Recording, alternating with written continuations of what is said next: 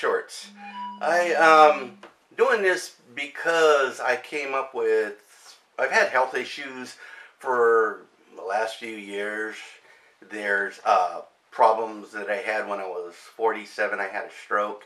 Actually, several. Well, there was a lot of them were TIAs, which meaning that they're small strokes, and then I had one big stroke, and then a lot of little small ones. And it was because of my unhealthy eating habits, because I was in management. I was also working my business. I used to own a motorcycle shop in a motorcycle store, and I was quite busy all the time. And on top of that, I was juggling life at home with a wife and two kids. So, and two kids that were in high school. So, with the health issues that I started having, I found that I couldn't do my job anymore. I was having a lot of problems. I used to turn wrenches. I was a heavy duty diesel mechanic in refrigeration. And for that, you have to hold a Class A license, plus a bunch of other licensing to keep your certifications up.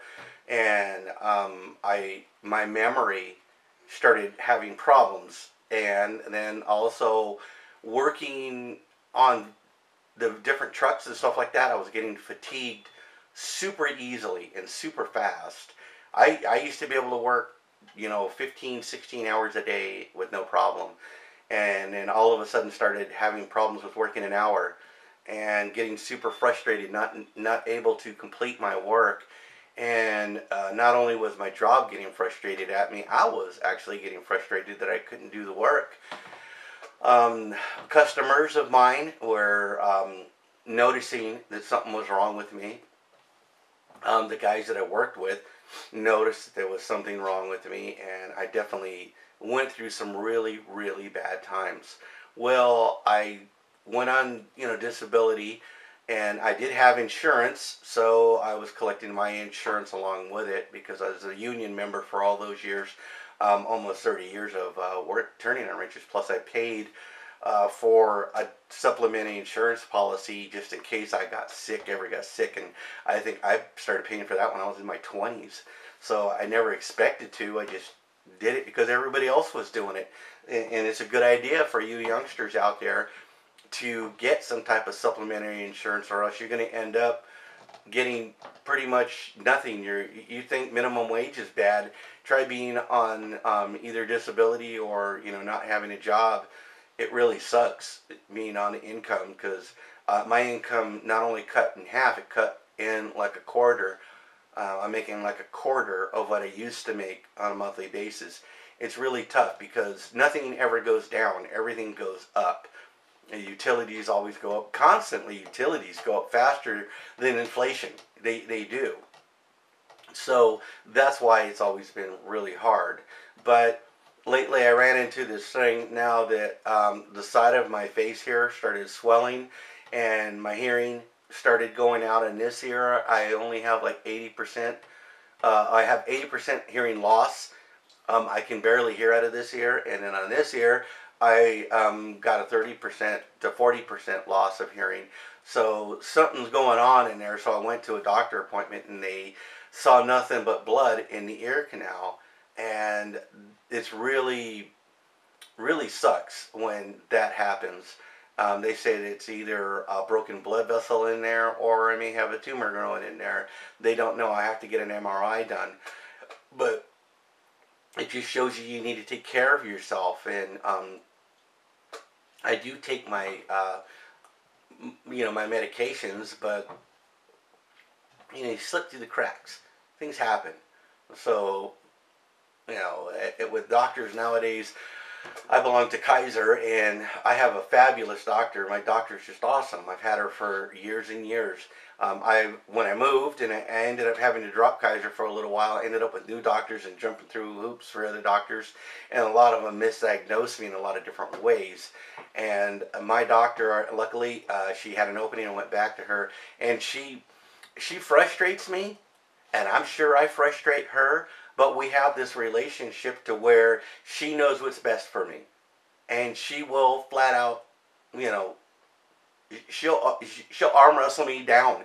And that's all there is to it. And that's what I like in a doctor. A doctor that's willing to get mad at you willing to sit down and tell you this is the way you need to do things. That's all there is to it, period. And that's the way she is. So I really love her. She's an awesome doctor, which I'll put it out there, Dr. Bouguet. She's in Tracy. She's just a fabulous doctor.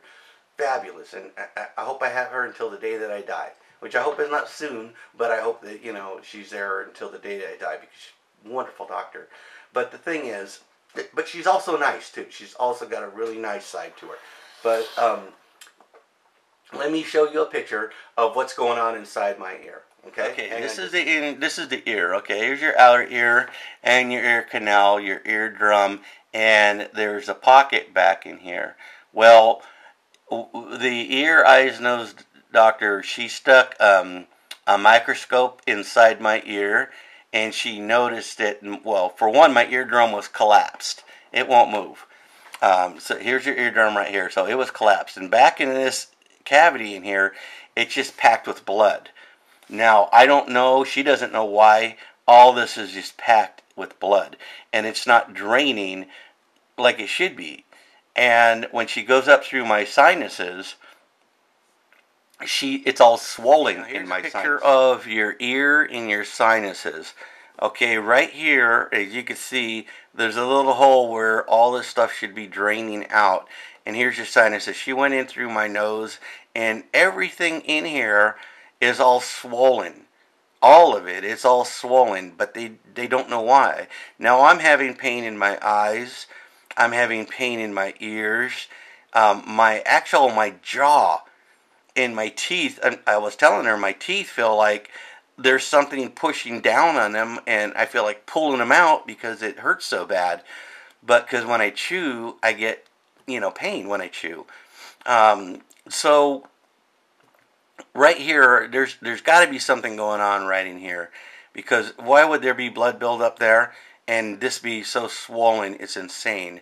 And then pushing down onto my teeth. So let me get back to anyway, that's where I sit when it comes to it. Plus I have some major back injuries. After I had my strokes, I ended up with a seizure disorder, and I would pass out periodically, and by the time I woke up, I was in pretty bad pain, and it was because my back, I had fallen off something, or I had landed wrong on something, and my back was all jacked up.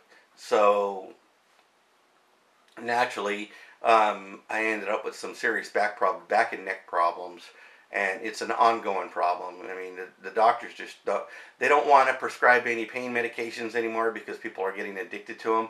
But what else do you do? I mean, they're sending me to these clinics that do nothing but talk to you, try and psychologically talk you out of this pain. Well, I don't know how you psychologically talk somebody out of pain. Pain is there. It's not psychological. It's real. And that's why I wish some of these doctors would get their heads out of their butts and figure out that, hey, this is a real life thing. This guy, I mean, I've had so many sleepless nights that I couldn't go to sleep because I had so much pain. I mean, I sleep on a heat pad. I've taken ibuprofen. I've taken pretty much everything. I leave all that. It doesn't work. Not at the pain level that I'm at. So, that's just one thing that doctors need to know. But anyway, I just updating you on that. My show may be in, spurts, periodic spurts, but that's because of the illness. So now you know. And I do have a lot of good stuff coming up that I've already recorded. I'm just editing. So, and as you know, anybody that does YouTubing, editing can take a while. I got to get the good stuff in there and weed out all the bad stuff. But anyway, a segment with Grandma Lou's coming up. And I'll also have segments with some World War II veterans. One Italian, one Polish. I have other people from different wars that I'm going to be talking to. I have a lot of things on grandkids, grandparenting. I got a thing coming up on grandparenting, which is just an awesome thing, an awesome deal for grandparents to do take care of the grandchildren. And you know what? When it comes right down to it, people think that it's really abusive, that their kids make them watch their grandkids. But coming from a grandparent, you know what? I would rather die than let my grandkids go to somebody else.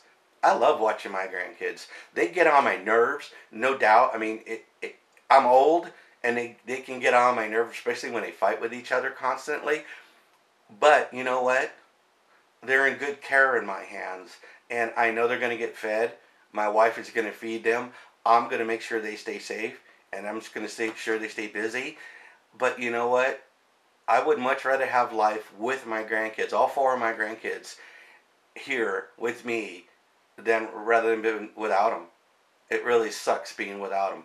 It's lonely. Let me tell you, it's quiet and it's lonely. I mean, I don't want them 24 hours a day, but I mean, they have a home that they can go to, which they have their own rooms and toys and everything. But when they get out of school and they come here, I don't mind. It's for me. It's one of those things. So anyway, it's the Grandpa Shorts. I went a little too long, but this is Grandpa Shorts, and I'm out.